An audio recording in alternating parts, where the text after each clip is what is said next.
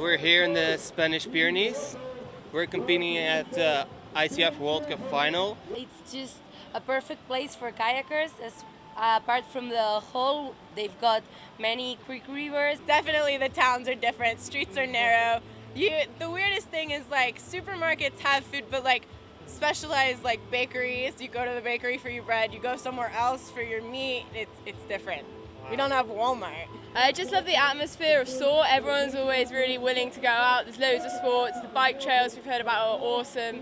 The river is just an incredible place with so many activities on it. It's just incredible, the whole adventurous atmosphere of the place.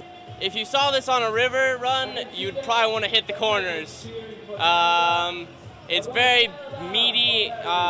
There's big potential for getting beat down in the hole, but it's extremely fun. It's very bouncy and quite powerful. The water moves really fast, so it's hard to do the moves because you've got to do them so quick. And if you don't do it quick enough or catch an edge or something, then you're upside down and you're straight out. My normal ride would be a few combos in there. This one, I just take each trick one step at a time and hope to land it in the feature because it's a little bit flushy. There's some currents underneath there that'll just flush you whatever you least expect it, I'd say. We have Hunter Kadich, the current world champion. We have Thomas Richard from France, the vice world champion. Lane, who placed 6th in the World Championships, and we have quite a few Spaniards here that are also really good, and it's also their home spot. My main competitor is Rowan right here, and then we've got Emma, who got 3rd in the first World Cup and then 4th, I think, in the second one. But she's been paddling really well, so I think she's also one of my main rivals. And then the other girls, we've got Julie, who's a German girl, and she's also been paddling quite consistently in all of the World Cups. I think the competition is going to get it's going to be really interesting over the next couple of days, especially for the men, because the feature that we have here at the final stage is really different, really big. It's really hard to stay in. It's kind of flushy. It's a little bit tricky for all those moves. So it's going to be interesting to see who comes out on top, who gets disappointed, and just what the scores are. Yeah.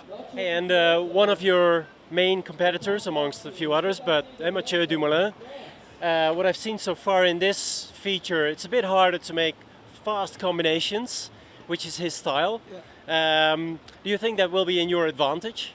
I definitely, the last couple of features have really played to the people that do a lot of combos. The last 2 features were perfect for them, like Mathieu, Nick, and those guys. So now coming to this feature where it's actually possible to, where you can't actually link really anything together, you have to do move by move. It makes me feel a little bit better. I feel a little bit more at home. Who of the other competitors do you think will like this feature and will do well? I think the people that are going to do best are the ones that are good at staying in the feature, even though it's flushy. There's some people that have played these kind of features a lot, so they know exactly how to do things. I'd say Mathieu's been looking really attentive. Peter Donka, once again, looking really good, but with his boat's a little bit on the smaller side for him, so he was actually a little bit flushy, but he was still able to do a lot of moves. Basically, anyone who's good at staying attentive, that's the ones that are going to do the best.